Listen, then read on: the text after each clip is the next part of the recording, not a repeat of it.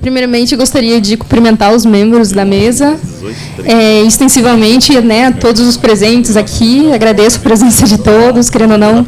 Né, já estamos aí chegando quase 3 da tarde, o povo ainda está aí, então demonstra que existe um interesse no tema, ou no mínimo uma dedicação muito grande a esta casa, né, que é uma casa do trabalhador, voltada para o trabalhador, né, empenhada na proteção e no auxílio dos trabalhadores, né. Eu gostaria de agradecer o convite que me foi feito, né.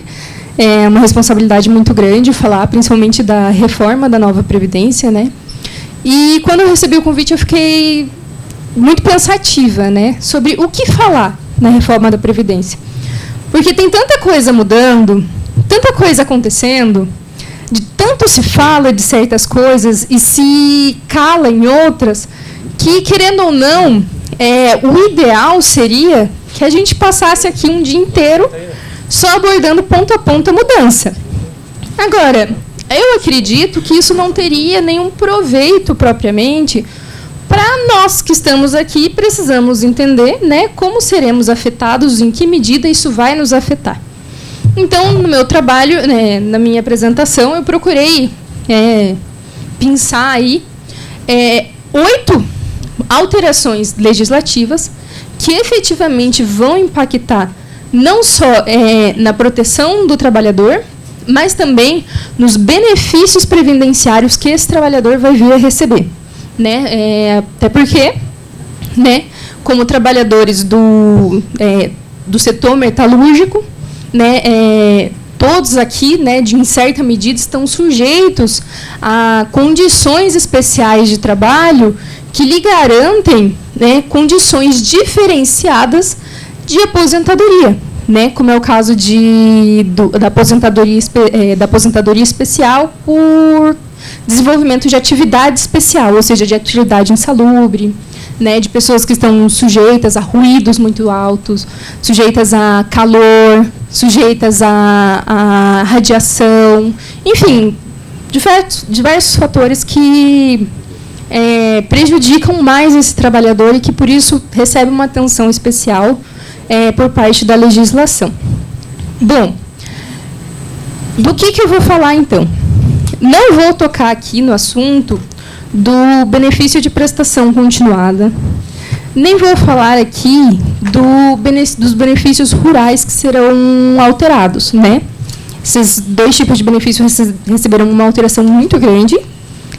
As pessoas que, né, que precisam desse tipo de benefício ou que um dia precisam tomar cuidado, mas acredito que para o dia de hoje não é nosso objetivo. Não vou falar hoje, não abordarei aqui hoje também questão da idade e do tempo de contribuição, idade mínima e tempo de contribuição mínimo da nova Previdência. Me explico. Esse é um assunto que está sendo extremamente abordado pela mídia e pelo governo. E, em comparação, outros assuntos que seriam mais interessantes de serem tratados são simplesmente relegados a uma posição de inexistência. É como se todo mundo tivesse tão fixado nessa questão da idade e do salário, da idade e do tempo de contribuição, que esquece que existem outros benefícios atrelados, que existem outras normas aí que também impulsionam e também entram no cálculo desses 2 fatores, né, idade e contribuição.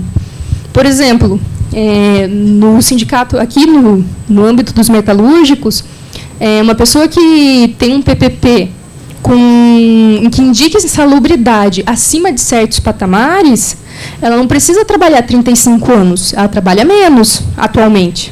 Será que na próxima norma isso vai continuar do mesmo jeito? Como que isso vai contar? Né? São essas questões que a gente se presta aqui, que eu, ao menos, né, vou tentar, juntamente com vocês, trabalhar e entender um pouco mais. Né? Peço perdão caso, né, fique um pouco nervosa. E se por um acaso, né, tiver alguma deficiência na minha apresentação, também, de antemão, já peço desculpas. Certo, vamos passar então para o primeiro ponto. Extinção da possibilidade de recebimento concomitante de aposentadoria do regime geral e de regime especial.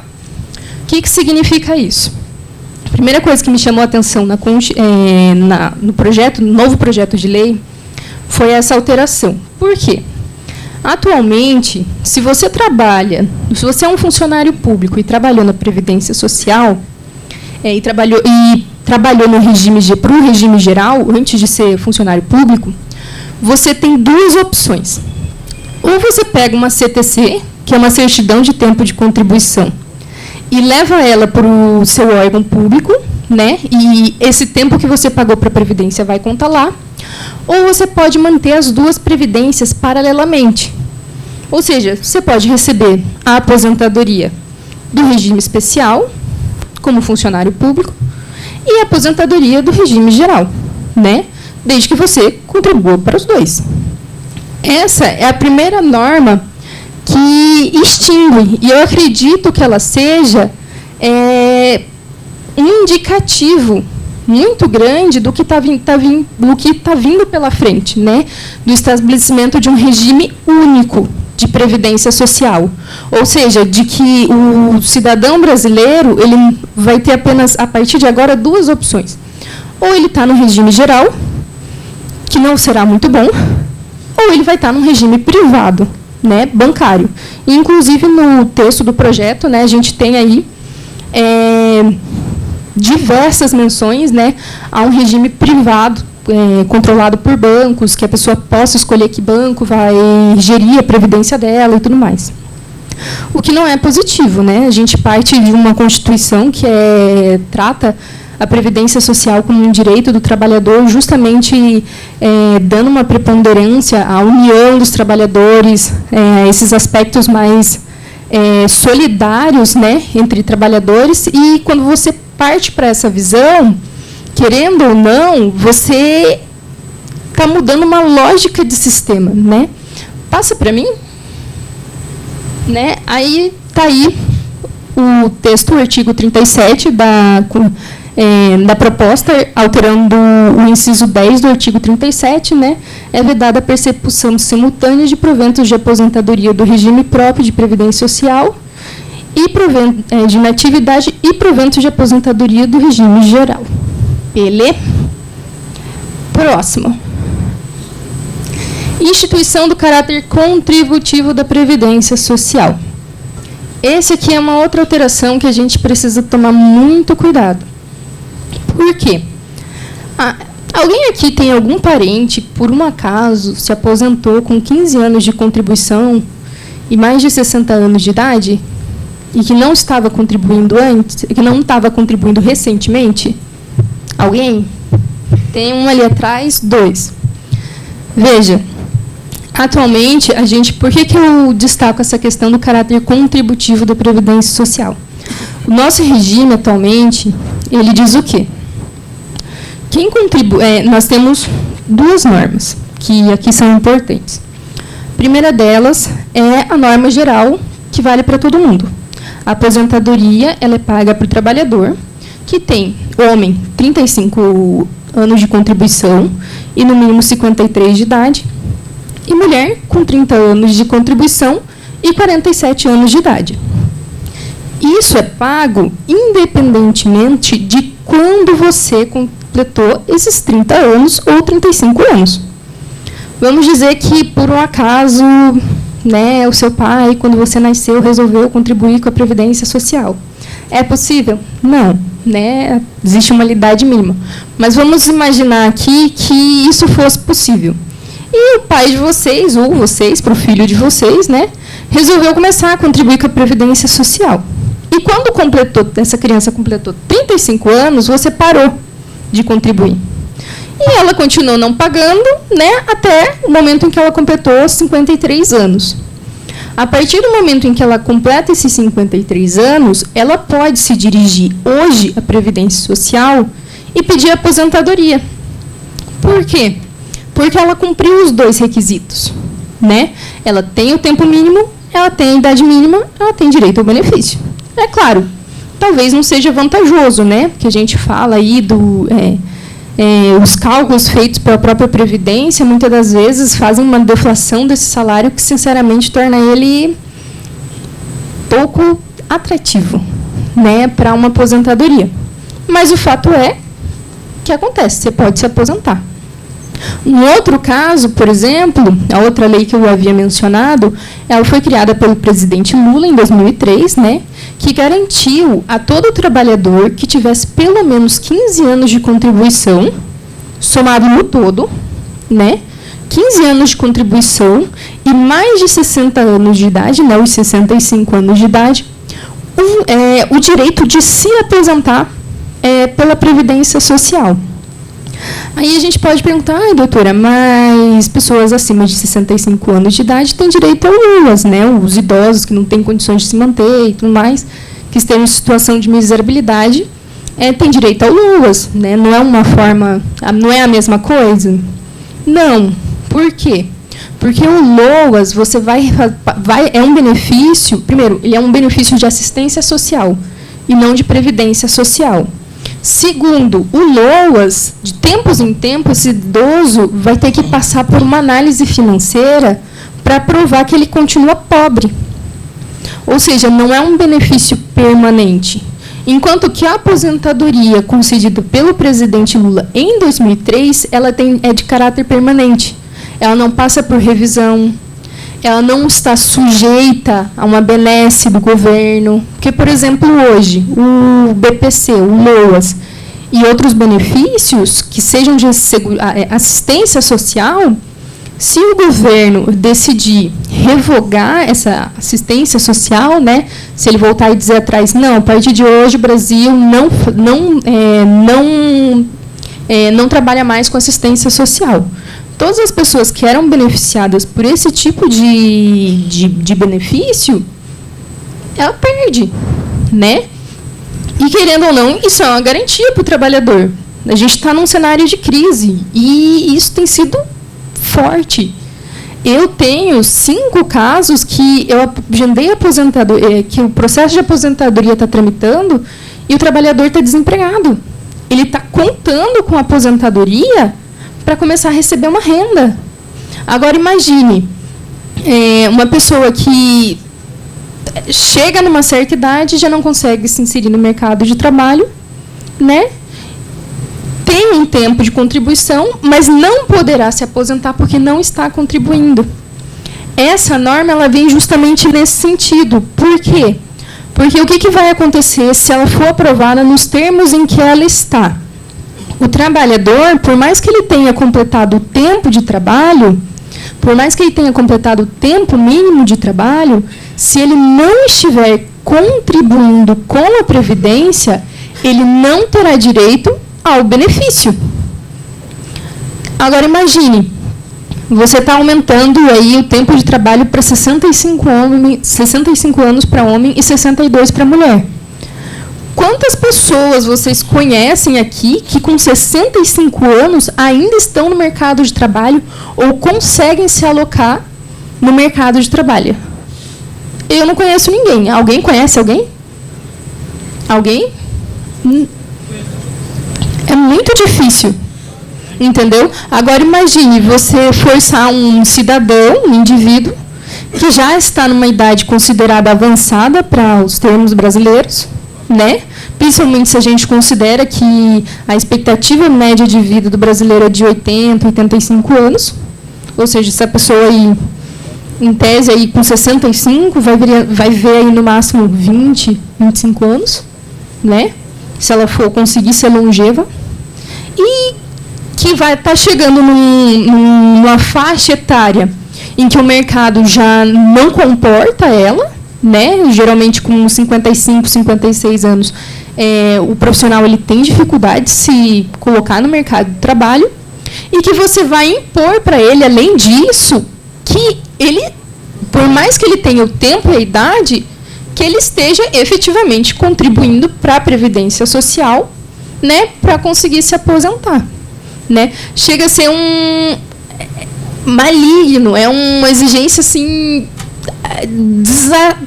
totalmente fora da realidade brasileira. Né? O presidente, o presidente e a assessoria dele, né? Deus o livre, quando impuseram esse tipo de lógica dentro da norma, ele simplesmente ignorou o fato que o Brasil não é um país amigável para trabalhadores de uma certa idade, a partir de uma certa faixa etária. Né? Vai ver, vai procura anúncios que procuram pessoas acima de uma certa faixa etária, anúncio de trabalho, você não acha. E mais, você tem que compreender que a partir de uma certa idade, a pessoa já não tem um vigor físico suficiente para encarar certas situações. Você vai ter que, além de trabalhar até 65 anos de idade, né, além de ter que estar a exigir essa atividade, impõe taxativamente de que, se você não estiver trabalhando, você não vai se aposentar independente do que aconteça. Né? É uma exigência aí, como a gente diz no direito, diabólica. Ele não está... É injusto. Passa para mim. Aumento da base contributiva. Base de cálculo da Previdência poderá incidir sobre verbas indenizatórias. Eu acredito que aqui é que a coisa pega. Atualmente, a Previdência Social, né, seja a retenção do valor na folha de pagamento, seja para as pessoas que contribuem com a Previdência Social de forma autônoma, elas ocorrem sobre o quê? Sobre aquela parcela do salário considerada verba salarial, né? Acho que todo mundo aqui entende que nós temos as verbas indenizatórias, né? O vale-refeição, vale-alimentação, adicional de 50% para quem trabalha, para quem viaja acima de um determinado valor, indenização de creche, enfim, escola, auxílio faculdade, enfim, são verbas chamadas indenizatórias. Essas verbas, elas não estão sujeitas à contribuição da Previdência Social. Significa o quê? Quando o seu empregador ele vai fazer o seu olerite, ele coloca lá o valor bruto que você vai receber, ele discrimina o que são verbas remuneratórias, discrimina o que são verbas indenizatórias e faz a cobrança dos impostos, né? E dentre os impostos, a cobrança da própria Previdência Social. Atualmente, essas verbas indenizatórias, elas não são alvo da Previdência Social. Né? É só o que vem de remuneração. Tá, mas qual seria a importância disso? Passa uma para mim. Aqui a lei. A folha de salários de mais rendimentos do trabalhador, do trabalho, pagos devidos ou creditados a qualquer título e de qualquer natureza, salvo exceções previstas em lei, a pessoa física que lhe preste serviço, mesmo sem vínculo empregatício. Ou seja, vamos dizer que você receba de salário, de verba remuneratória, R$2.000. Se você recebe R$2.000, fazendo o desconto da Previdência atualmente, você vai estar pagando aí uns 100, 150 de contribuição previdenciária retida na folha de pagamento. Só que o que acontece? A nova Previdência, ela estabelece também um sistema de escalonamento da taxa de contribuição previdenciária. Atualmente, você recebe R$2.000, paga aí uns 150. Isso considerando apenas o salário bruto. Se você considera todas as verbas remuneratórias, você pode estar passando, por exemplo, para o patamar de 14%. Agora, põe 14% em cima aí de 2.500, 3.000. É um valor bastante alto, são 300, 400 reais, são o quê? 400, 450 reais em cima do salário de um trabalhador. E veja, uma pessoa com 2.500, ela vive, acho que ela não vive, né? Ela sobrevive, vamos ser honestos. Né? Principalmente se você for levar em conta, acho que as pessoas às vezes não têm consciência que existe um salário mínimo constitucional e existe o salário mínimo pago para o trabalhador. O salário mínimo constitucional, que é aquele que abarca, né, que em tese possibilitaria que o trabalhador tivesse acesso a todos os direitos contidos na Constituição, está hoje no patamar de R$4.000. O salário mínimo pago para um trabalhador é 900 conto. Né? É uma diferença gritante isso. Ou seja, em tese, o salário que a gente recebe já não está de acordo com o que a Constituição diz. E desse salário ainda vai se tirar uma porcentagem que, em tese, era para tentar para manter você. Imagine do teu vale alimentação aí ser descontado o valor da previdência. Imagina, o VT às vezes o povo aí não dá por mês. Já vi caso da moça trabalhava, recebia vale transporte, mas não eram atualizados conforme os valores praticados pelo governo. Aí, às vezes, mudava o valor da passagem, não mudava o vale transporte da moça, ela chegava no final do mês, tinha que gastar do próprio salário para o deslocamento do trabalho. Aí, imagina, em cima disso ainda, você vai ter aí o desconto da Previdência Social. Não é justo, não é certo. Né? E mais, veja, quando você estabelece uma alíquota progressiva, e você inclui no cálculo também essa verba indenizatória, você pode estar pegando uma pessoa que, em tese, não deveria estar pagando nada, ou deveria estar pagando uma taxa muito baixa, e levando ela a pagar uma taxa super alta, a pagar o teto, a pagar o que uma pessoa que ganha mais de 5 mil ganha. Teria que pagar. Né? Então, assim, é uma questão a se atentar. Né? Passa para mim.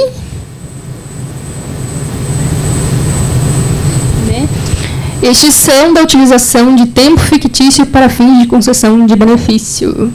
Esse eu acho que todo mundo aqui é atingido. O que é? Alguém aqui sabe o que é tempo fictício? Ninguém?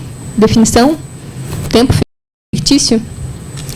O que é o tempo fictício? Tempo fictício é todo o tempo que entre no seu cálculo que não tenha sido efetivamente trabalhado. Por exemplo, você está sujeito a insalubridades, né? Para cada ano que você trabalha, assim, numa profissão numa atividade insalubre, acima dos patamares permitidos por lei, os homens ganham 4 meses a mais no cálculo da previdência. As mulheres ganham 2. Não sei por quê, né? Mas o homem ganha 4 meses.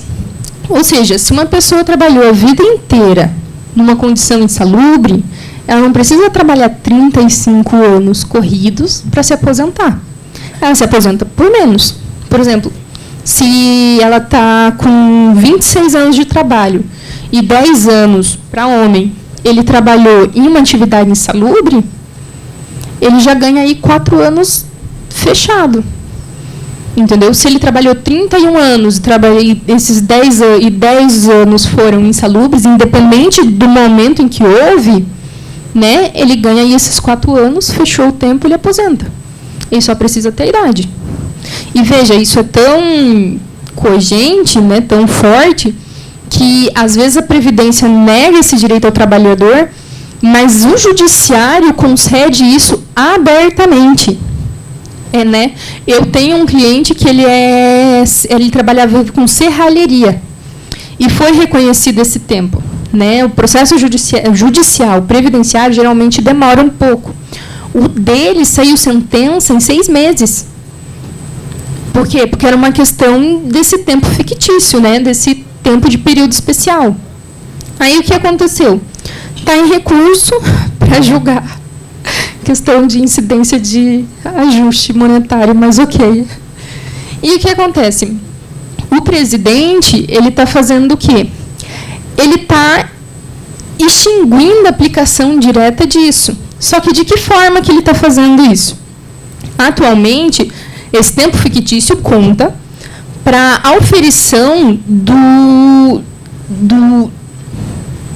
benefício, ou seja, se você tem a carência ou não.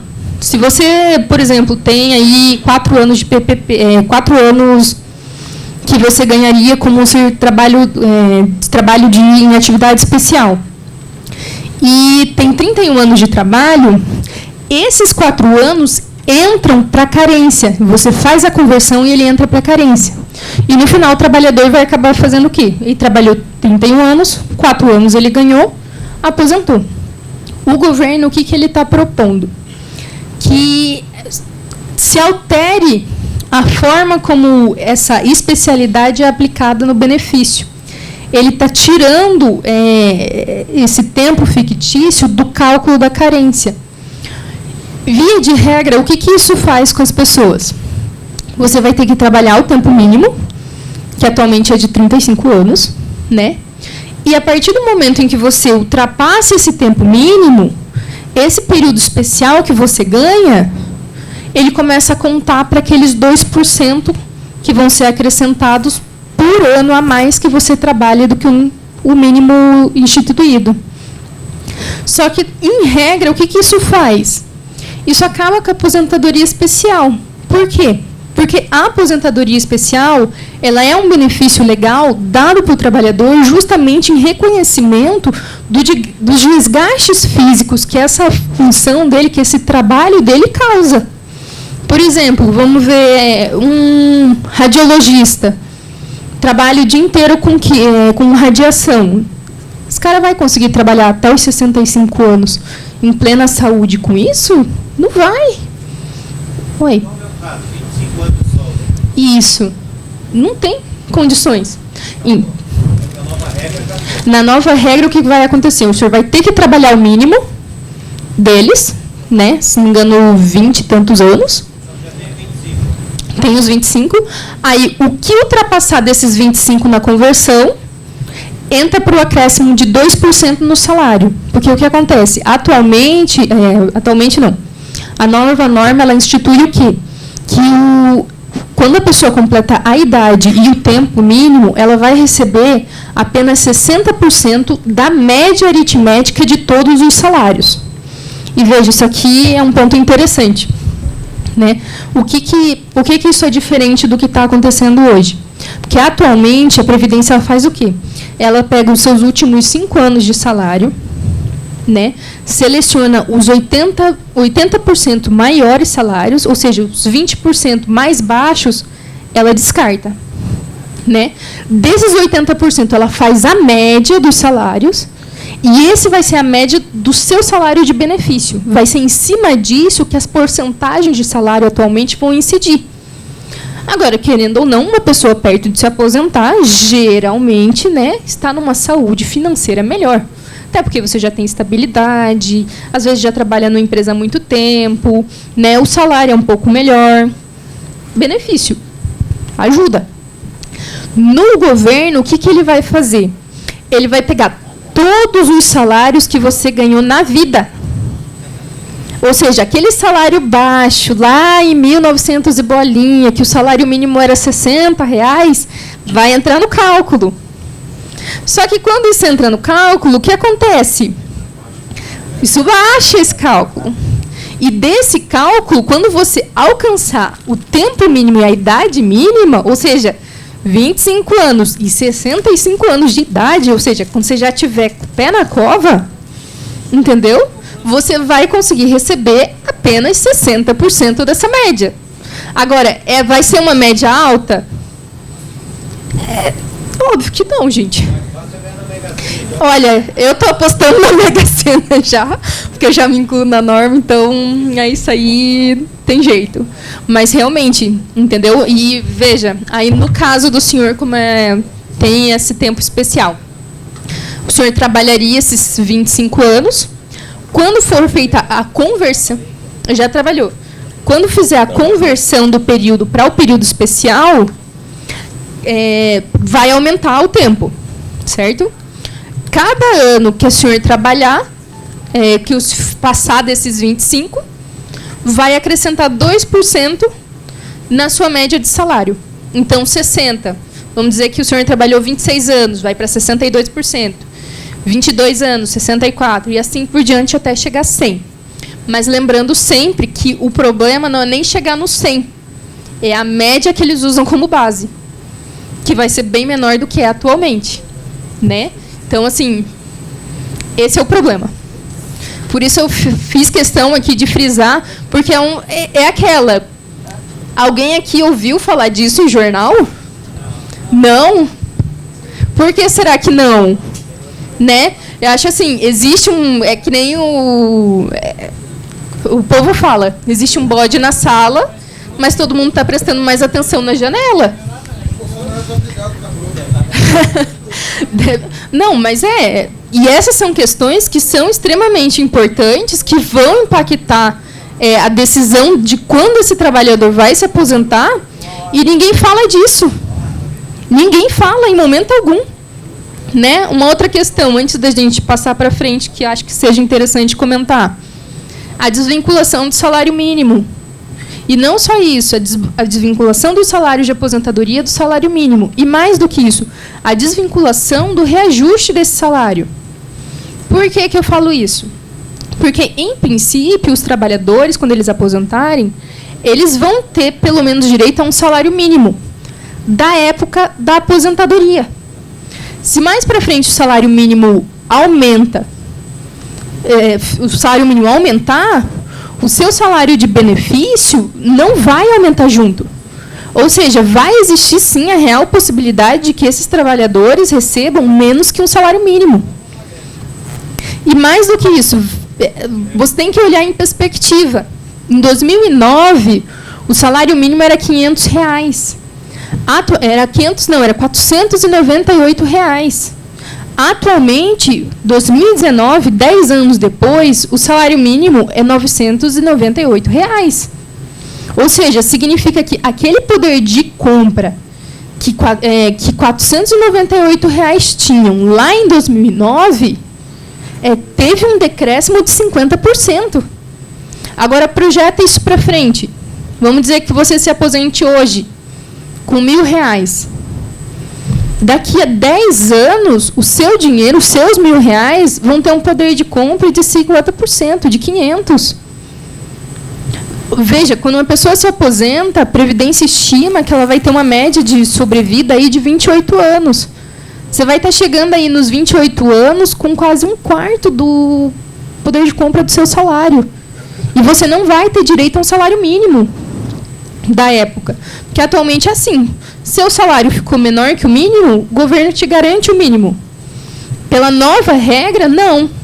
Você vai se aposentar com o mínimo. Mas não necessariamente o resto da sua vida você vai ganhar um salário mínimo. Aí o que isso gera? Vai estar lá a pessoa com seus quase 80 anos de idade, com um salário que já não comporta nem os gastos básicos que ele tem, tendo que se reinserir no mercado de trabalho. A gente vai ver o que se vê nos Estados Unidos hoje. Um velhinho já com bengalinha dentro de mercado, trabalhando porque já não, esse salário que ele ganha não comporta os gastos dele. Agora a pergunta é, a sociedade brasileira, a sociedade trabalhista brasileira, comporta essas pessoas atualmente? Não. O governo está fazendo alguma coisa para inserir essas pessoas no mercado de trabalho? Não. A gente já vê problemas com isso. Por exemplo, os trabalhadores que tiveram aposentadoria por invalidez. E eu falo entre aspas porque eu sinceramente sustento que não existe uma aposentadoria por invalidez. Se existe qualquer brecha para essa aposentadoria ser revogada que não seja por fraude, então não é uma aposentadoria. Se você de tempos em tempos tem que ficar indo lá provar que você ainda tem direito àquela aposentadoria, então não é uma aposentadoria, é um benefício continuado. Simples assim. Entendeu? Agora, veja, o governo está fazendo um pente fino nesses benefícios. Né? Chocante o número de pessoas que estão perdendo. Agora, veja, essas pessoas vão voltar para o mercado de trabalho agora como? Tem gente que eu conheço que perdeu o benefício que estava 20 anos afastado. 20, não é 10, não é 5, não é 1 nem 2. A empresa, às vezes, já faliu, né? Já fechou a porta, não existe mais. Como é que essa pessoa vai fazer? E o governo está gerando esse tipo de problema e não está pensando numa resposta para isso. Porque, querendo ou não, o grande mote da eleição do presidente foi o quê? Gerar emprego. Ele está gerando emprego? Eu acho que não. Pode ser que eu esteja com uma visão deturpada da situação, mas eu acho que não, né? Então, assim, as normas que estão sendo criadas, elas têm um problema muito grave, porque de imediato, talvez elas realmente consigam surtir o efeito que a presidência da República quer, de salvar dinheiro, enfim, toda aquela palhaçada. Mas, no longo prazo, ela cria um problema muito grande. Por quê? Porque, em algum momento, esse trabalhador vai ter que voltar a trabalhar e ninguém está pensando aonde ele vai ter que trabalhar, né? Então, assim, muito grave essa situação, muito preocupante e, sinceramente, ninguém fala, né? Passa para mim. Não pagamento de FGTS aos aposentados voluntários que mantiverem vínculo com a empresa. Ou ainda, de indenização por demissão por justa causa. O que está acontecendo? Passa mais um.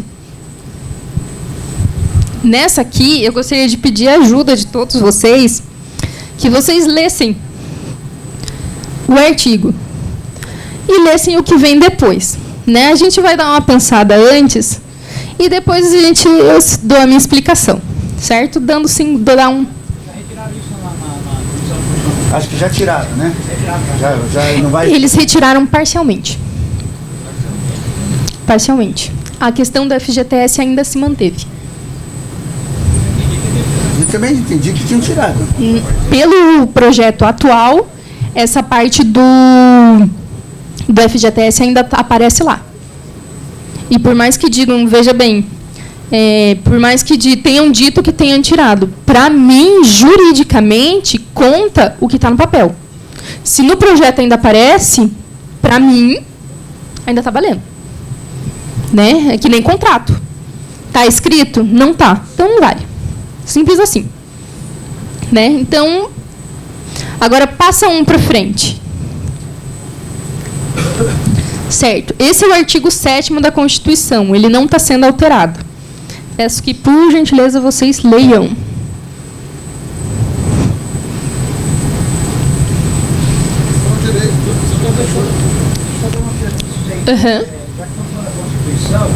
Ao fazer a PEC, que é uma PEC proposta de adoção, ao fazer digamos que fosse aprovado naquela PEC, automaticamente estaria modificado esse artigo ou não? Não.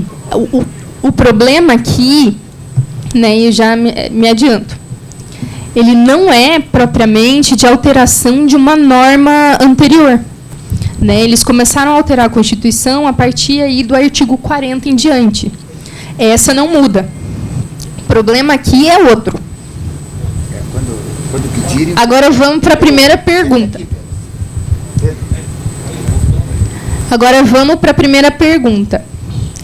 Da redação, quando vocês leem o texto anterior, volta lá no texto anterior, que fala assim: o vínculo empregatício mantido no momento da concessão da aposentadoria voluntária não incidirá o pagamento da indenização compensatória previsto no inciso 1 do caput do artigo 7 da Constituição, nem o depósito do fundo de garantia do tempo de serviço devido a partir da concessão da aposentadoria. Certo? Passo para frente. São direitos dos trabalhadores. Esse é o inciso 1 de que trata o artigo anterior. Relação de emprego protegida contra despedida arbitrária, sem justa causa, nos termos da lei complementar, que preverá indenização compensatória, entre outros direitos. Vamos dizer que você fosse juiz. Todo mundo aqui agora é juiz. Né? Todo mundo tem a caneta. E viesse uma causa para você tratando justamente dessa matéria de recebimento, ou seja, do não recebimento de indenização para o aposentado que continua o vínculo com a empresa, mesmo quando, né, consegue o benefício de aposentadoria. Você pagaria o FGTS ou não? Não, vamos ser legalistas, com base na lei. Paga ou não paga? Na lei paga. Com base na lei paga, né? Não, com base na lei não paga. Volta lá. Mas a lei não é essa aqui, não? Aquela é só a Constituição. Esse é o artigo que vai alterar. Ele não vai pagar o FGTS, certo? Agora, veja que a norma, ela se remete diretamente ao inciso 1º. Ou seja, ela não diz especificamente o que não vai ser pago. Passa para frente de novo. Então, eu, quando leio essa norma, né, que eu vejo... Oi, passa para frente, pessoal. Ela fala não só ela fala dos termos da lei complementar e das indenizações compensatórias e da demissão sem justa causa. Exatamente. Aí o que a gente entende? Que o que tem dentro dessa lei complementar não será pago para o trabalhador. A demissão, a despedida arbitrária não será indenizada. E a indenização compensatória, que é o FGTS, também não serão pagos para o caso da pessoa continuar trabalhando. Aí vem a questão de ouro. Tá, e se em algum momento esse trabalhador cortar o vínculo com a empresa? Ele recebe ou não recebe? Qual é a extensão disso? É só enquanto ele mantiver o vínculo? É para sempre? Ele nunca vai receber? Percebam, gente, que isso aqui é a única coisa que a norma fala. Não. Que trate disso, não. Ele só joga isso e corre. Entendeu? Ele não seria inconstitucional, então? Porque daí, passou pela CCJ e foi aprovado. A CCJ não devia ser analisada e rejeitada, ela não seria inconstitucional? Daí? Então, analisou e uma parte passou. Qual que é a grande questão aqui? Como ela passou, essa norma, a menos que ela seja modificada agora na próxima semana, né? Ela vai passar e ser publicada. Aí caberá contra essa norma, né, uma ação direta de inconstitucionalidade. Aí, me permite, é justamente isso que eu estou falando, porque é por ser constitucional. Exatamente. Por isso que eles não podem mexer. Não, exatamente. Agora, porque a gente parte às vezes as pessoas pensam que uma norma constitucional, só porque ela é constitucional, só porque ela trata de matéria constitucional, ela é constitucional, no sentido de que ela está de acordo com as diretrizes da Constituição. Mas não. Cerca de 60% das normas constitucionais promulgadas hoje no Brasil são declaradamente inconstitucionais. Né? Então, assim, esse é um dos exemplos que nós temos agora na reforma da Previdência. Pode falar. Nós estamos falando dos 8% ou dos 40% da multa? Dos dois. Dos dois. Se ele tiver com vínculo, tudo. Entendeu? É isso que eu questiono. E é isso que eu questiono, porque, veja bem... Faz a arminha que passa. Faz a arminha que passa. É isso aí, tá ok. Mas, só me permite, eu tenho uma posição... com relação a esse 8%, isso não traz prejuízo nenhum para a Previdência Social. Isso aí só favorece o patrão, que vai deixar de contribuir com essa taxa. Está entendendo? A pessoa é aposentada. Nós temos aqui no sindicato muitos trabalhadores aposentados. E o sindicato deposita mensalmente. Se isso for cortado, isso é dinheiro que a empresa vai ganhar. Exatamente. Então não tem nada a ver com a Previdência. Isso aí, por isso, que nem falaram, jogar o bode na sala. Mais um bode na sala. E mais do que isso, se você for ver o texto da lei, tem muita coisa que está sendo mudada na Constituição que não é de matéria puramente previdenciária. Por exemplo... Isso não é matéria previdenciária. Previdência Social não trabalha com FGTS, ela não trabalha com indenização por demissão sem justa causa. Entendeu? É absurdo, entendeu? Ele se diz que se propõe a trabalhar normas previdenciárias, mas ele também trabalha, no âmbito dessa reforma, algumas normas puramente trabalhistas. Né? Isso aí que fique muito claro e muito certo. Não são apenas normas previdenciárias que estão mudando. E veja, eu costumo dizer abertamente, um advogado previdenciário, um advogado trabalhista não é um advogado previdenciário. Porque no que pese o direito previdenciário seja um desdobramento do direito trabalhista, a gente trabalha num mundo totalmente à parte. Né? Não é na justiça do trabalho que o juiz entende a sua condição, que ele olha para o trabalhador e diz, poxa, o trabalhador, às vezes, não tem como provar que ele trabalhava na empresa. Né? Poxa, o chefe foi abusivo, ele tinha que fazer isso. Ele não fez uma jornada dupla de trabalho porque ele queria. Ele fez o que ou ele fazia ou ele era demitido. Quando a gente entra na Justiça Federal, a coisa é totalmente diferente. Na Justiça Federal, ou você prova, ou você não tem direito. É simples assim. FGTS também não é Previdência. Caixa Econômica Federal. Entendeu? Oi. Não, pode me chamar. Eu sei. Aline, me chamem de Aline. Aline.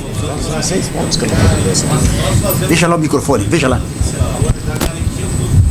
Ele vai passar o microfone para você, para que todos possam ouvir tranquilamente. Repete, por favor. Zanetti, vai começar todo mundo então, eu acho que depois dessa pergunta, vamos deixar ela finalizar e depois nós vamos abrir para debate, que tem muita pergunta. Então, boa tarde a todos.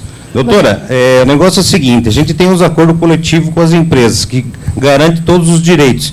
Também sobrepõe isso aí ou não? Em tese sobrepõe, porque é norma constitucional, né? Ela tem abrangência erga omnes, né? Que quer dizer vale para todo mundo, independente do que aconteça.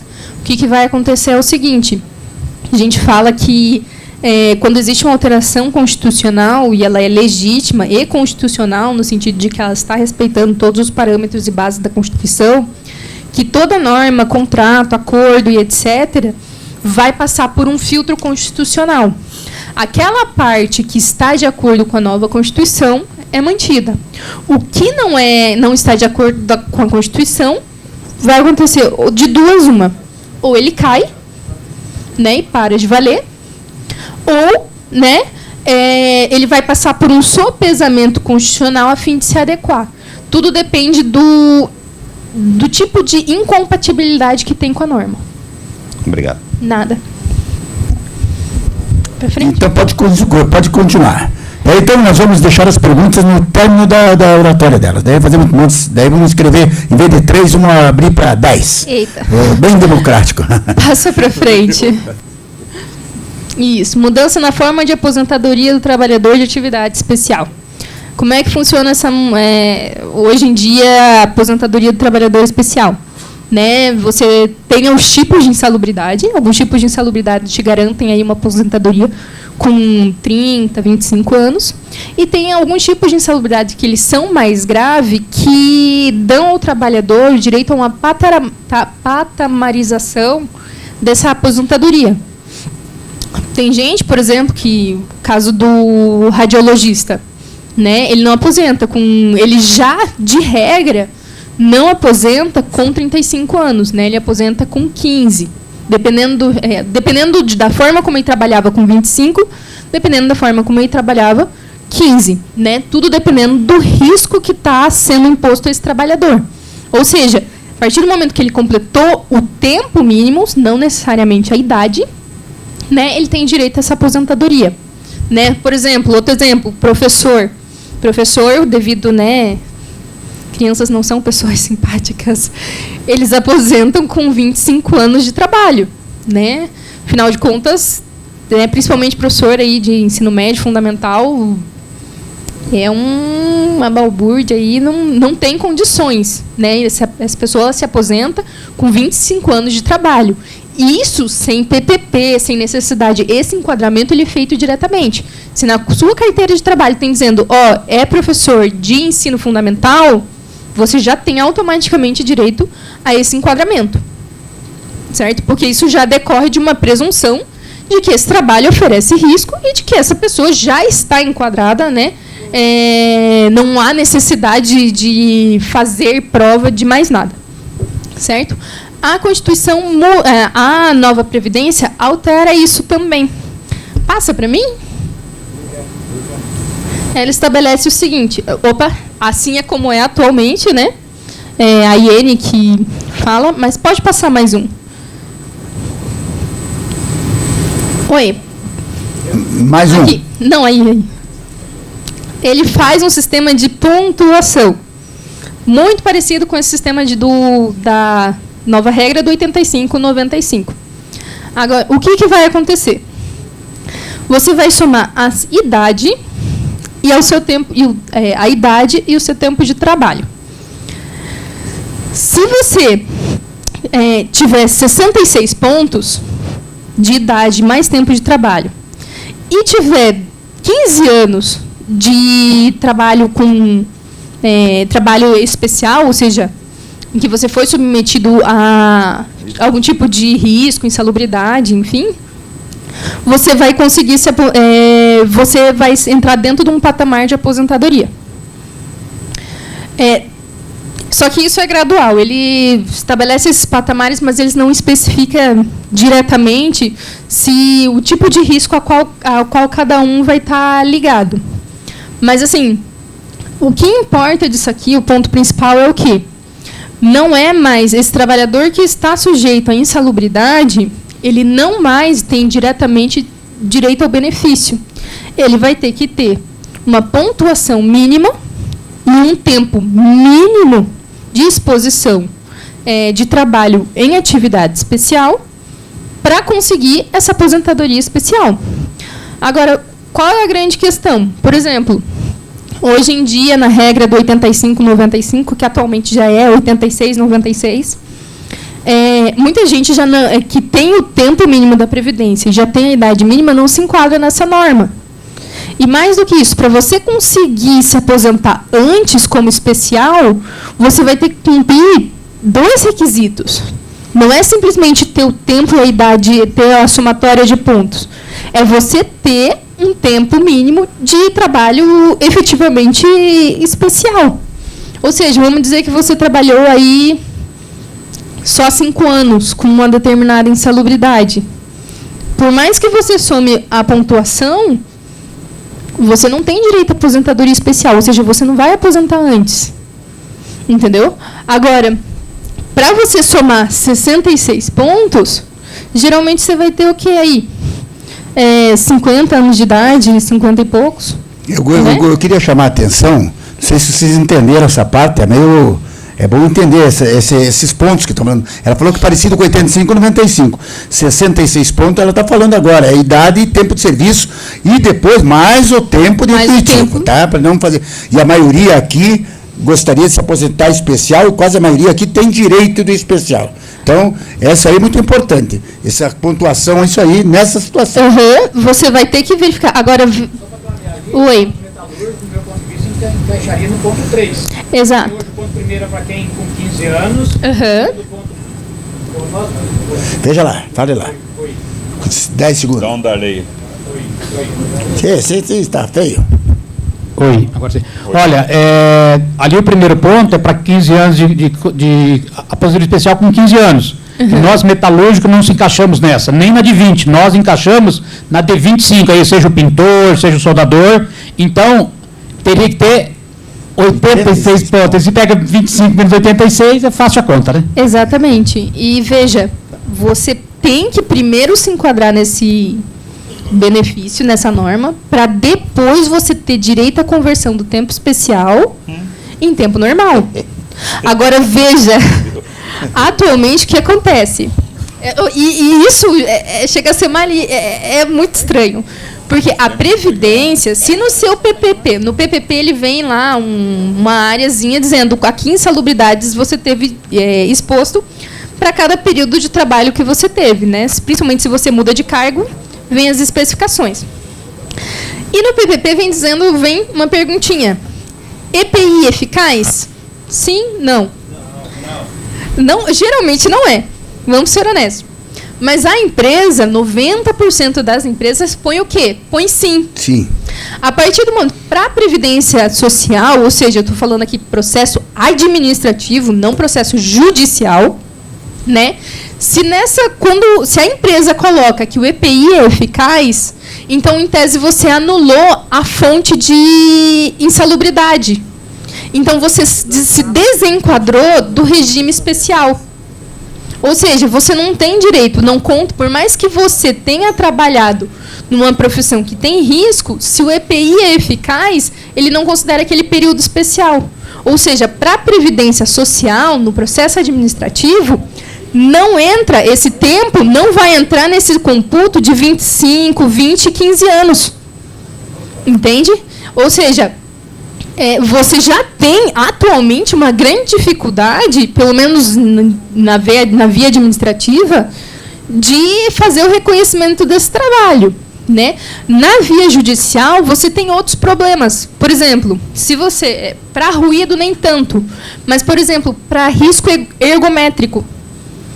Eu estou trabalhando para um cliente, fazendo um levantamento de jurisprudência.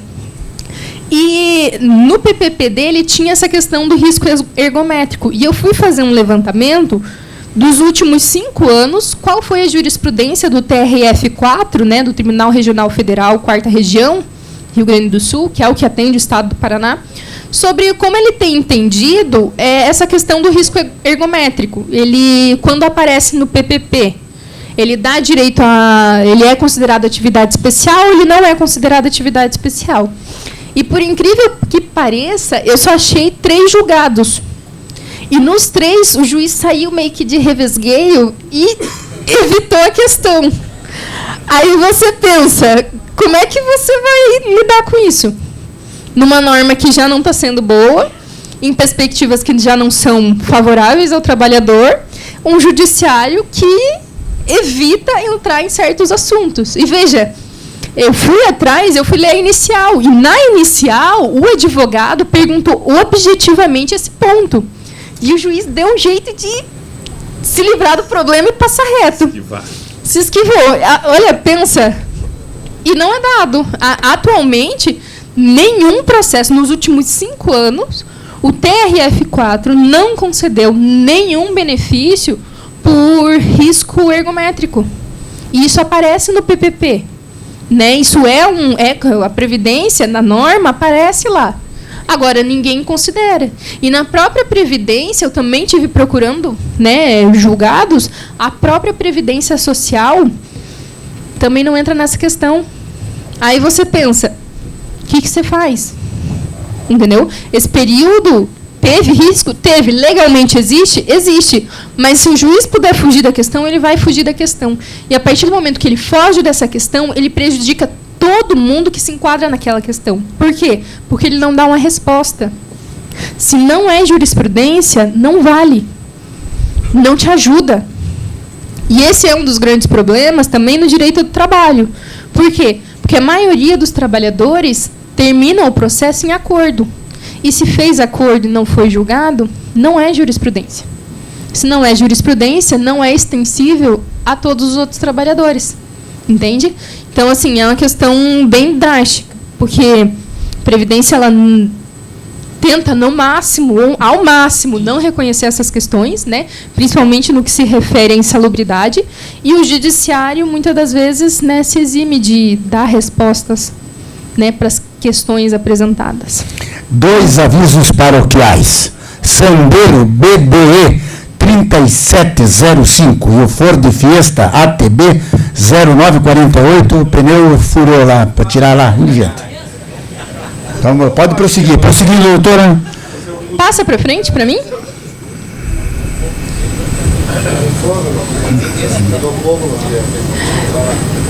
Mudança na aposentadoria por incapacidade permanente, né? Trabalhador que, por um acaso, se acidentou no trabalho e ficou incapaz para o trabalho, ou em que em algum momento uma certa incapacidade veio a progredir e ele acabou ficando incapacitado para o trabalho. Atualmente, o que acontece? Passa para frente para mim. Isso. Atualmente, o que acontece? Se esse trabalhador recebia auxílio-doença, né, de duas uma, ele vai receber ou 91% do salário de benefício, que se era auxílio-doença e a causa, o fato gerador do benefício foi, por exemplo, um acidente de trabalho, né, você conta como esse salário de benefício o último salário do trabalhador. Né? Se é aposentadoria por invalidez, e ali a gente destaca bem, né, aposentadoria por invalidez, é 100% do salário de benefício. Ou seja, se o auxílio-doença é o quê? O trabalhador se acidentou, em tese está em recuperação e fica afastado do trabalho. O auxílio-invalidez é o quê? É quando a pessoa ela sofre o acidente e fica incapacitada para o trabalho completamente. Esse benefício ele é pago sobre 100% do salário de benefício. né? Só que qual é o salário de benefício? Nesses casos, é o último salário recebido por esse trabalhador. Ou seja, vamos dizer que você ganha 5 mil, né? Se você está recebendo uma aposentadoria por invalidez, seria 100% desses 5 mil, né? Seria 100% desses 5 mil, que é muito bom, porque se você pensar que, na média, muitas das vezes seu salário vai ser menos do que isso, você está recebendo seu último salário. Às vezes você está recebendo 30%, 40% mais do que seria numa aposentadoria comum, né? É positivo. Passa para a próxima. Aqui. E isso aqui é como será. Isso aqui a gente já dá naquelas partes transitórias da Constituição. Vai ser 60% da média aritmética a que se refere o artigo 29, que explica depois, com acréscimo de 2% para cada ano de contribuição, que exceder o tempo de 20 anos de contribuição. Ou seja, o trabalhador que antes recebia 100% do último salário vai receber 60% da média do salário de benefício. Da média. Média aritmética. E aqui, repiso. Atualmente, a média, como é que calcula? Pega os últimos 5 anos, maiores salários, 80% maiores, faz a média, você tem o salário de benefício. Sobre esse salário de benefício vai incidir, né, as porcentagens, aí, alíquotas e tal. Nesse aqui, como é que ele faz? Ele pega toda a vida do trabalhador, sem descontar os menores salários, o que, querendo ou não, puxa essa média para baixo, né? Faz o cálculo aritmético simples sobre o valor que você obtém no final, você incide esse 60% que vai ser o salário do trabalhador. Então, assim, pititiquinho. A pessoa já... E veja, quando a pessoa está recebendo um auxílio por invalidez, quando está aposentada por invalidez, essa pessoa já tem que tomar remédio, às vezes precisa de ajuda de pessoas. E uma questão interessante, na aposentadoria por invalidez, atualmente, quando o trabalhador necessita de auxílio de terceiros para as atividades diárias, né, de um cuidador, de alguma coisa do tipo, ele tem direito a um acréscimo de 25% do salário para justamente financiar essa necessidade, né, essa terceira pessoa. Atualmente, ele simplesmente muda a redação do texto e não contempla esse acréscimo de 25%. De duas, uma, né? Se ele não citou, a gente pode interpretar que continua valendo e o trabalhador tem direito aos 25% de acréscimo em caso de necessidade de auxílio de terceiro, ou ele, em algum momento, vai dizer, olha, estamos extinguindo isso, parabéns, boa sorte. Né? Muito simples. Não está escrito já.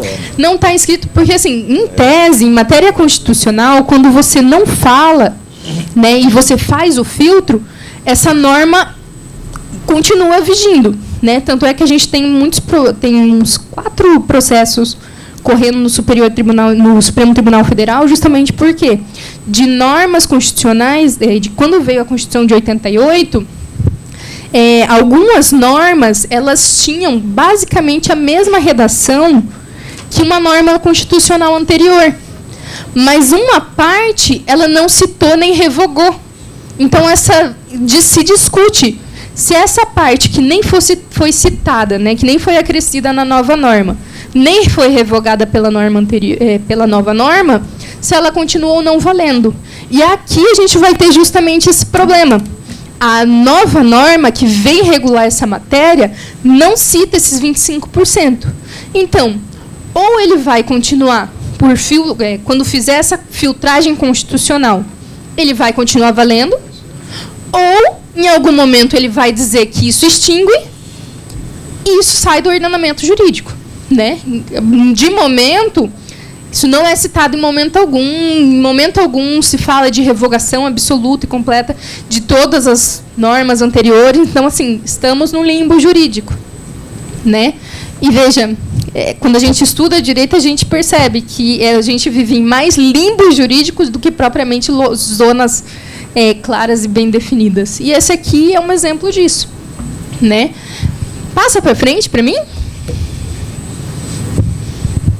Pensão por morte. Essa também é uma outra questão que vai pegar. Pode passar mais um para frente, certo? Como é que funciona a pensão por morte atualmente? Alguém aqui recebe pensão por morte?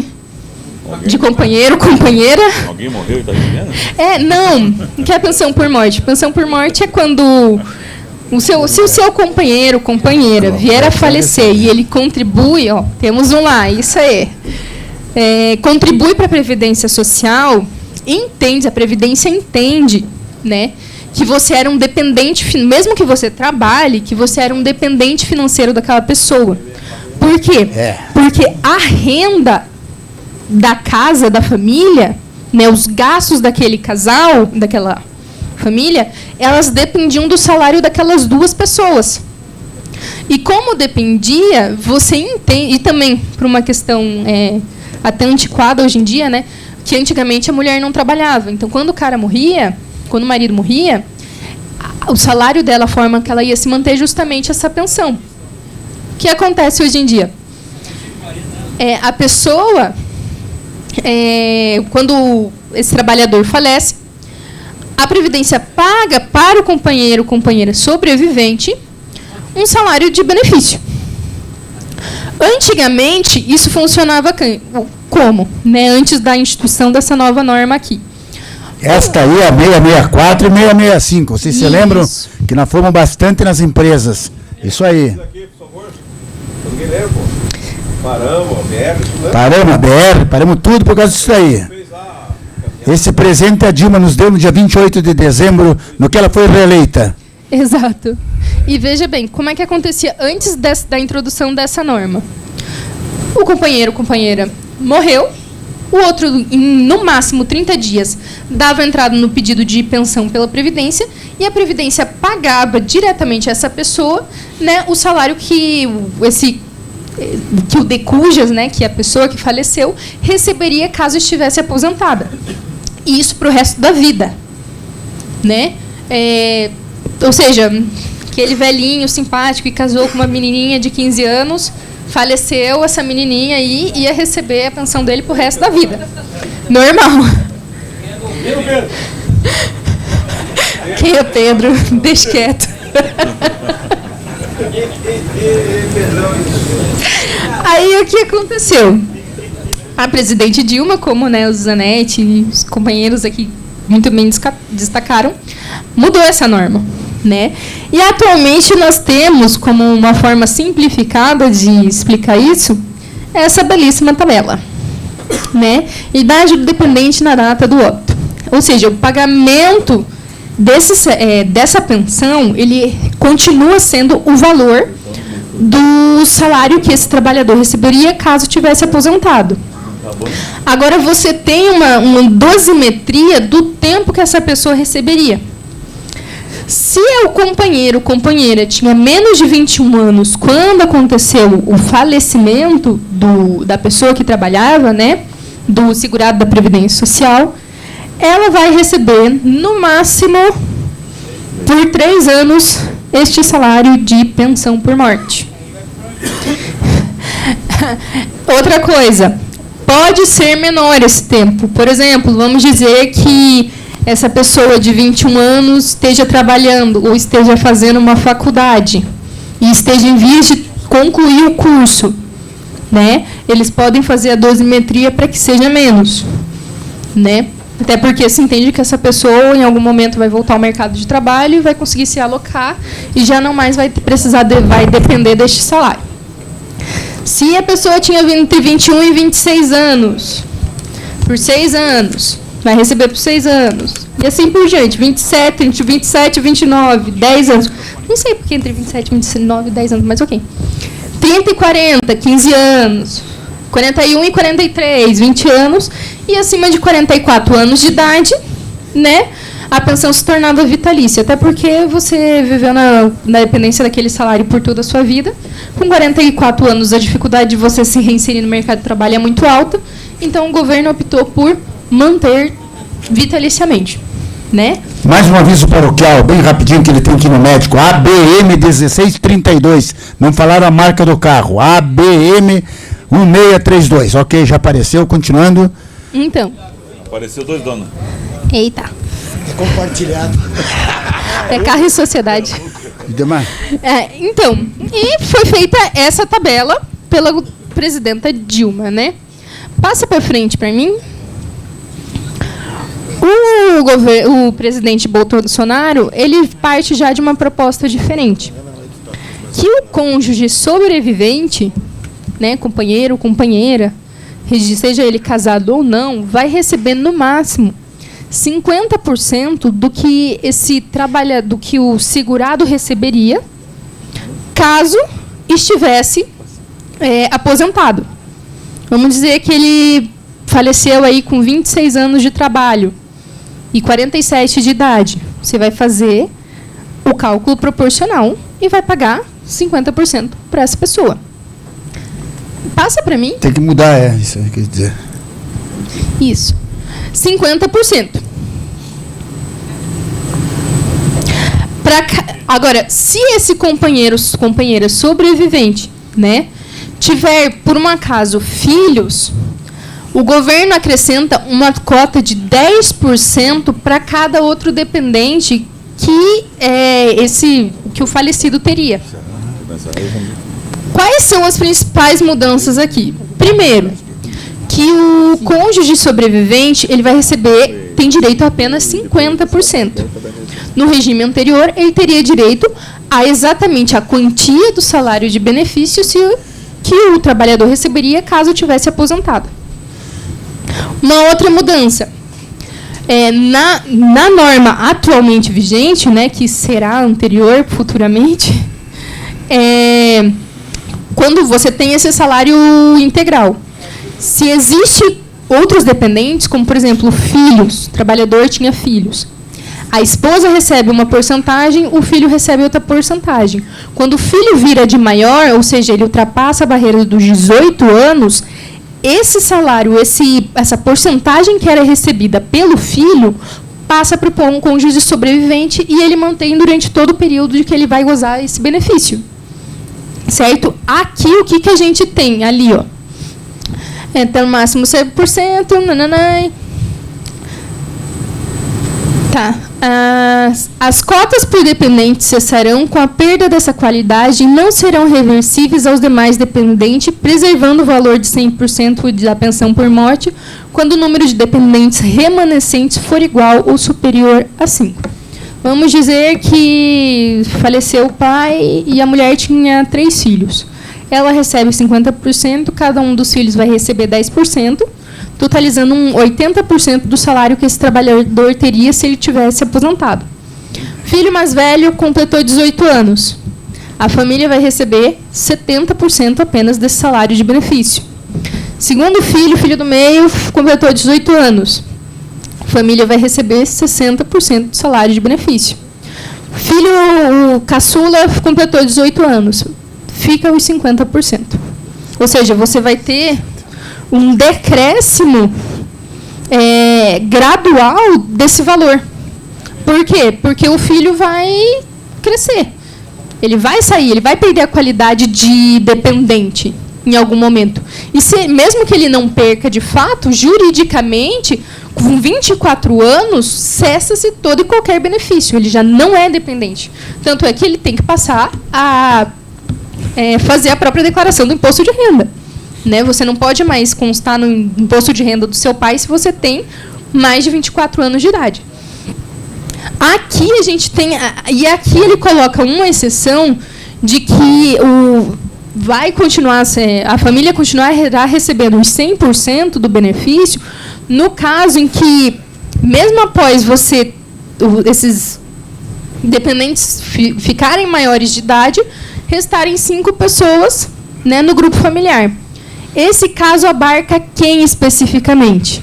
Abarca os casos em que o casal tem filhos deficientes, né, pessoa com síndrome de Down ou outro tipo de problema que a incapacite para a vida, né, civil, se enquadra nesse caso.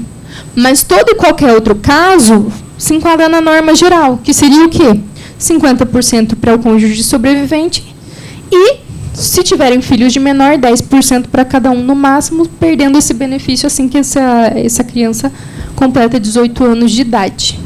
É claro que a norma ignora que ainda hoje no Brasil nós temos uma porcentagem muito alta de mulheres que não trabalham e vivem na dependência do marido, né? E mais do que isso, a norma ela vem com uma lógica meio estranha, porque, por exemplo, vamos dizer que o companheiro, companheira faleceu. O valor da sua casa vai diminuir? Não. O condomínio, o IPTU, IPVA do carro vai diminuir? Não. O valor do seu remédio vai diminuir? Não. Aquela renda, a renda do trabalhador, o trabalhador ele vive e se organiza de forma que ele viva adequadamente dentro de certa renda. A partir do momento que o governo corta isso, e veja, ele não estabelece em momento algum uma patamarização como fez o governo Dilma. Então, pode ser que, por exemplo, uma senhora fique viúva aos 60, 65 anos de idade, não tenha tempo de contribuição e vai receber só 50% desse salário de benefício do marido, que pode, sim, ser menor que o salário mínimo. Aí você vai fazer o quê? Ela vai voltar para o mercado de trabalho? Nunca trabalhou. Né? O que você faz? Não faz, né? Então, assim, acho que esse foi o último slide, não sei. Passa para frente? Foi o último. Então, assim, o que a gente vê? A mídia, no geral, não aborda certas questões que eu acredito que seja do interesse do trabalhador saber. E aqui eu me limitei a tratar apenas e tão somente de normas que atingissem diretamente vocês, trabalhadores, né, metalúrgicos. Né? Existem ainda outras normas que atingem outras parcelas da sociedade que você olha assim, tipo, cara, você está aumentando um problema que a gente antes não tinha, você está criando um problema que antes a gente não precisava nem lidar. Né? No que pese eu acho que seja discutível esse fundamento de que existe que a Previdência Social está passando por uma crise, né? Acredito que a Previdência Social é, sim, superavitária. Não acredito que haja uma crise e acredito, pelo menos, que não haveria necessidade de uma reforma nesses termos, ou pelo menos que seja tão profunda. Né? Então, assim, o presidente, às vezes, eu acho que quando ele criou essa norma, ele não pensou no longo prazo. Ele pensou, como ele mesmo fala, nos próximos 10 anos. Em 10 anos nós vamos economizar isso. Mas ele não parou para pensar nos próximos 30 anos, se o que ele vai economizar, ele realmente vai manter. Porque em 10 anos você pode economizar esses 13 bilhões que eles querem. Mas em 20 anos você vai ter um problema social instaurado que vai fazer você corroer esses 13 bilhões aí. Entendeu? E como é que você vai lidar com isso? Né? E esse é um grande problema dentro do Brasil. Né? Quando a gente estuda normas comparadas com outros países, a gente vê muito isso. Por quê? Porque as políticas brasileiras, elas são imediatistas. Elas visam resolver um problema agora, sem pensar no parâmetro geral do que isso vai criar depois, como isso vai ser depois. Né? A gente olha para a norma, a gente está vendo que o quê? Daqui a 20, 30 anos, se a coisa continuar exatamente como está, e a gente projetar as mesmas índices inflacionários do Brasil hoje, para daqui 10, 20 anos, a gente vai ter um momento em que esse trabalhador idoso ele vai ter que voltar para o mercado de trabalho. E nós não vemos o governo agindo no sentido de ou proteger esse indivíduo para que ele realmente venha e se readeque, o que não é adequado, né? Ninguém aposenta para voltar a trabalhar. Vamos ser honestos, você aposenta porque você trabalhou, deu o que podia para o país, né? Produziu riqueza e porque está na sua hora de descansar e aproveitar a vida. Né? A vida não é só pagar boleto, a vida também é viajar, a vida também é sentar na praça e ver a vida passar. Né? E a gente vê a norma que não respeita nem dar um mínimo de garantia para o trabalhador. Nem vê o governo trabalhando no sentido de trazer uma certa segurança, porque esse trabalhador, quando ele precisar voltar, ele vai conseguir emprego, né? Ele vai conseguir se realocar. E não apenas vai começar a passar necessidades, né? Então, assim, o Brasil ele precisa começar a pensar suas políticas no longo prazo. Ele precisa parar, antes de promulgar uma norma, e verificar, tá, daqui a 20 anos, o efeito que eu quero não vai se reverter contra mim? Não vai ser um efeito cascata? Certo. Daqui a 30 anos, qual que vai ser o efeito dessa norma? O Brasil precisa começar a olhar para o futuro e pensar o que eu quero de país. E por mais que você passe por uma situação, um arroxo financeiro agora, né, trabalhar no sentido de construir esse país que a gente quer e esse país que a nossa Constituição já estabelece como ele deve ser. Né? Agora, não é com esses modelos imediatistas, pouco previsíveis, bagunçados, que a gente vai conseguir isso. E principalmente em se tratando de normas previdenciárias, né? Que são normas que justamente vão cuidar, vão ter mais efeitos sobre o trabalhador quando ele já está numa idade muito avançada. Né? A gente precisa tomar cuidado para não acabar que nem o Chile, que lá atrás fizeram uma reforma da Previdência nos moldes até mais profundos e piores até do que está sendo proposto aqui, né? E atualmente você faz greve, porque a neta não quer ter o mesmo futuro da avó, que se aposentou e passa necessidade. Né? Acho que o Brasil precisa acordar para o que está acontecendo, sair desse torpor, né, de que realmente ele vai fazer uma reforma previdenciária e precisa começar a se mobilizar e começar a pensar o Brasil do futuro. É isso. Muito bem. Obrigada.